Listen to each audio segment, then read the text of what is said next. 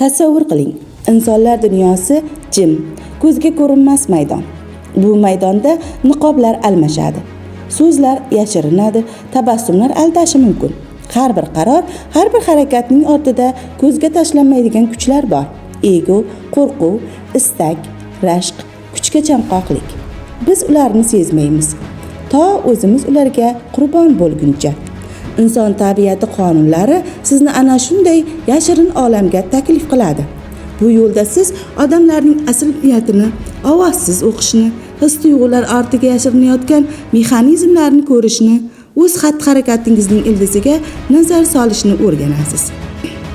Sizga tanish odamlar, do'stlaringiz, raqiblaringiz, hamkasblaringiz endi boshqacha ko'rina boshlaydi. Ularning nigohida yashirin o'ylar, ularning jimligida signar borligini his qilasiz. Bu kitob inson xarakterining qo'ri, psixologiya sahnasining orqa tomoni. Sizni ko'rinmaydigan iplar bilan boshqaruvchi kuchlarni ochib beradi va o'sha iplarni qo'lingizga olishga chaqiradi. Endi siz faqat kuzatuvchi emassiz. Siz odamlarning tabiatini o'qiy oladigan, munosabatlar ortidagi mexanizmlarni ko'ra oladigan, ijtimoiy yo'llarda hushyor turadigan insonsiz. Odamlar sizga boshqacha qaray boshlaydi, chunki siz ularni avvalgidek ko'rmaysiz. Bu inson ruhining eng chuqur qatlamlariga sayohat. Bu o'z tabiatini bilgan odamning kuchi haqida hikoya va ehtimol siz ham o'zingizni qayta kashf qilasiz.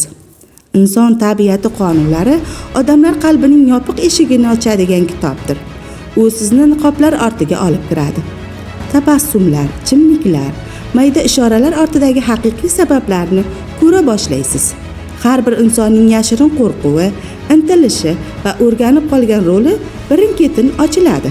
Bu boshqalarni emas, avvalo o'zingizni taniy boshlaydigan, inson ruhining qorong'u va yorug' tomonlarini birgalikda ko'rsatadigan qisqa, ammo kuchli sayohat.